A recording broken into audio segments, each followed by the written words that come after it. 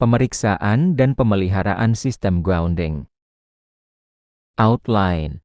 Konsep dasar dan pentingnya pemeriksaan grounding, komponen sistem grounding yang harus diperiksa, metode pemeriksaan, visual dan pengukuran, pemeliharaan preventif dan korektif. Tujuan.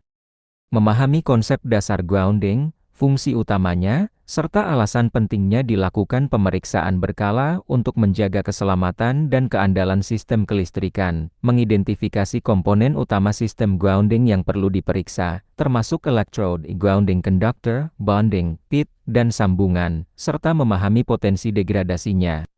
Menerapkan metode pemeriksaan visual dan pengukuran, seperti inspeksi fisik, pengukuran resistansi tanah 3 poin, clamp on, dan uji kontinuitas untuk memastikan integritas sistem grounding, melakukan pemeliharaan preventif dan korektif secara tepat, termasuk perbaikan sambungan, penanganan korosi, manajemen pit, hingga peningkatan kualitas grounding melalui elektrode tambahan atau jam. Konsep dasar dan pentingnya pemeriksaan grounding. 1,1 Peran grounding. Keselamatan manusia. Grounding menyediakan jalur dengan impedansi rendah sehingga arus gangguan mengalir ke tanah, bukan melalui tubuh manusia. Pengendalian tegangan lebih, membantu menjaga stabilitas tegangan pada peralatan terutama saat terjadi petir, switching, atau fault internal. Jalur arus gangguan fault current path. Grounding memastikan arus hubung singkat kembali ke sumber untuk memicu proteksi MCB, MCCB, relay agar bekerja cepat. 1,2 Grounding mengalami degradasi. Korosi, rad, kabel, atau sambungan logam terdegradasi akibat kelembaban, pH tanah, atau reaksi galvanik sehingga nilai resistansi meningkat. Perubahan resistivitas tanah, musim hujan atau kering, perubahan struktur tanah, dan aktivitas sipil dapat meningkatkan resistansi elektrode. Sambungan melemah, sambungan mekanis yang longgar atau aksothermik yang retak menyebabkan jalur grounding terputus sebagian sehingga tidak efektif. 1,3 Risiko tanpa inspeksi. Sengatan listrik. Jika grounding rusak, arus bocor tidak teralirkan aman ke tanah, menyebabkan casing logam peralatan bertegangan, proteksi tidak trip, nilai resistansi yang terlalu tinggi membuat arus gangguan tidak cukup besar untuk memicu relay atau MCB fault tetap berlangsung. Kerusakan peralatan, peralatan sensitif PLC, server, panel elektronik rentan terhadap tegangan transient atau surge jika sistem grounding buruk. 1,4 Acuan standar IEC 60364, IEE 142, NFT A70. IEC 60364, Standar Internasional Instalasi Listrik yang menetapkan persyaratan desain, nilai resistansi, dan inspeksi grounding. EEE 142 Green Book, referensi teknis mendalam tentang desain grounding industri, termasuk metode pengukuran dan perbaikan sistem. NFT A70 NAC, Standar Kelistrikan Amerika yang mengatur persyaratan grounding dan bonding untuk keselamatan operasional. Komponen sistem grounding yang harus diperiksa. 2,1 Electrode.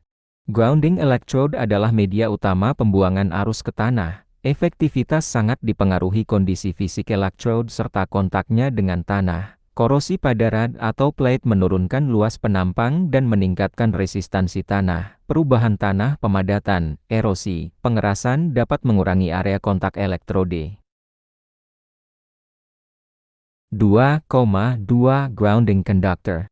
Grounding conductor adalah jalur penghubung dari peralatan atau panel ke electrode. Kerusakan seperti terkelupas, patah, atau tertarik dapat membuat jalur tidak kontinu. Rute kabel harus aman dari tekanan mekanis, tertanam benar, dan tidak terpapar air. Ukuran harus memenuhi standar misal minimum 16–25 mm tembaga untuk industri. 2,3 Bonding dan equipotential bar. Bonding bertujuan menyamakan potensial seluruh bagian logam untuk mencegah beda tegangan berbahaya. Equipotential bar harus tersambung dengan benar ke semua struktur logam, panel, pipa, tray, dan sebagainya, Sambungan longgar dapat menyebabkan beda potensial touch voltage yang berbahaya. Pemeriksaan dilakukan dengan melihat kekencangan, korosi, dan integritas mekanis. 2,4 Grounding pit atau chamber. Pit merupakan titik inspeksi sehingga kondisinya sangat penting. Pit yang tergenang air lama membuat elektrod dan sambungan cepat korosi, lumpur, sampah, atau serangga dapat mengganggu akses dan menambah kelembaban. Penutup pit yang retak atau rusak dapat menyebabkan masuknya air atau beban mekanis berlebih. 2,5 Connections. Sambungan merupakan titik paling rentan dalam sistem grounding. Sambungan exothermic weld harus diperiksa dari retak atau incomplete weld. Sambungan bolted harus dicek kekencangan, karat, dan kondisi lock. Integritas listrik diuji dengan pengukuran resistansi sambungan harus sangat rendah. Metode pemeriksaan visual dan pengukuran. 3,1 Pemeriksaan visual. Korosi, karat atau perubahan warna pada rad, konduktor, dan lag menandakan penurunan kualitas konduksi. Sambungan longgar dapat menyebabkan percikan arcing, panas berlebih, dan meningkatnya resistansi jalur. Kabel terkelupas atau patah. Paparan kelembaban atau kontak mekanis dapat membuat kabel tidak layak fungsi. Pit tergenang, genangan air mempercepat korosi dan menurunkan keandalan sambungan, bisa menandakan drainase buruk. Pemeriksaan visual dilakukan minimal 6-12 bulan sekali. 3,2 Pengukuran resistansi tanah. Metode yang digunakan untuk mengetahui seberapa baik sistem grounding melepas arus ke tanah. A. Fall of Potential 3-point method. Metode paling akurat sesuai IEC 60364-6, menggunakan 3 elektroda. A. Ground under test. Panjang potential probe. C. Current probe. Probe ditempatkan pada jarak tertentu dan diukur beberapa titik hingga mendapatkan kurva stabil, ideal untuk sistem grounding tunggal atau terisolasi. B. Clamp on ground tester, digunakan pada sistem yang groundingnya saling terhubung secara paralel industri, gedung besar, tidak perlu melepas sambungan grounding. Pengukuran tetap dapat dilakukan, cepat, namun kurang akurat jika sistem grounding tidak memiliki loop.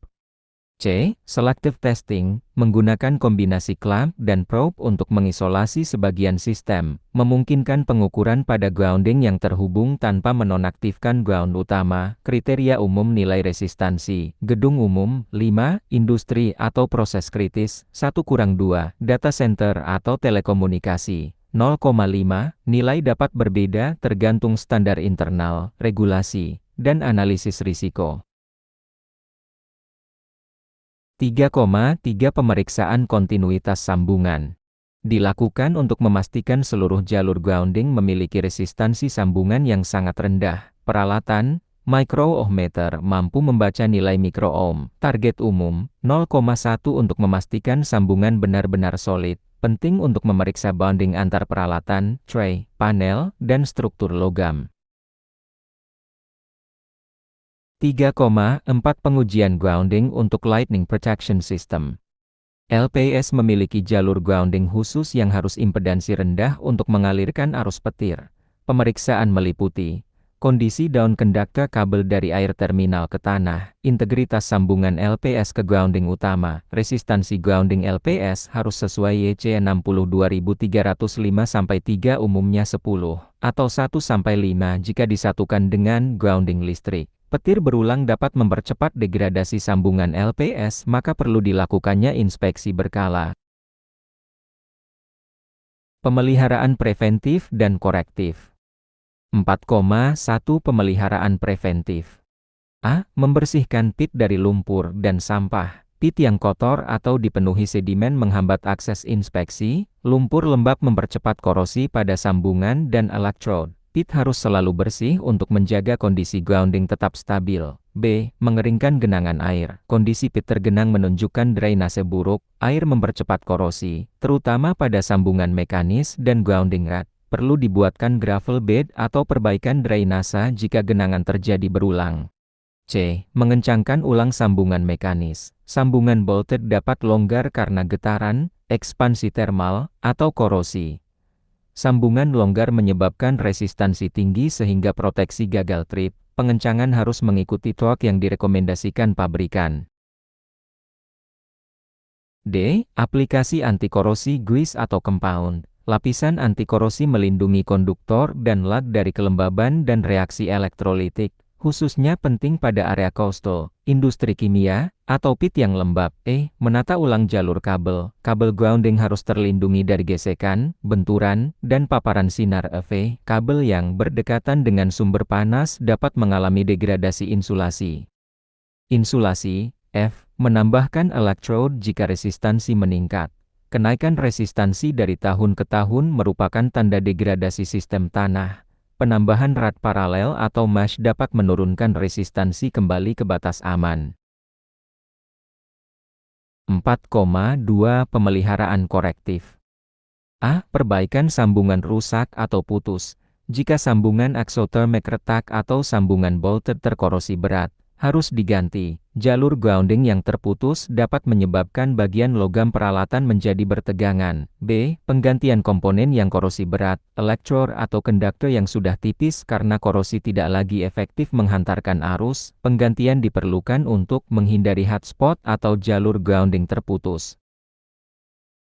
C. Penambahan ground enhancement material jam. Jika resistivitas tanah sangat tinggi, tanah berbatu, kering, jam membantu menurunkan resistansi. Bentonite, hydride, atau conductive concrete dapat digunakan untuk meningkatkan kontak tanah. D. Pemasangan grounding rad tambahan. Jika satu rad tidak mencukupi, menambah rad secara paralel jarak optimal 1-2x panjang rad membantu mengurangi resistansi. 4,3 Pendekatan pemeliharaan berbasis risk. A. Prioritas berdasarkan kritikalitas peralatan. Area seperti panel MV, generator, server room, dan sistem kontrol biasanya memiliki prioritas tinggi. Kegagalan grounding pada area ini dapat menyebabkan kerusakan besar atau downtime. B. Penilaian probabilitas dan konsekuensi. Sistem yang berada di area dengan tanah korosif atau lembab harus diperiksa lebih sering. Jika gagal, konsekuensi seperti kebakaran atau kegagalan proteksi menjadi faktor penentu interval inspeksi. C. Integrasi RCM atau FMEA, RCM Reliability Centered Maintenance, menentukan interval inspeksi optimal berdasarkan fungsi dan mode kegagalan. FMEA Failure Mode and Defects Analysis, mengidentifikasi titik rawan pada sistem grounding seperti sambungan, pit, dan elektrod.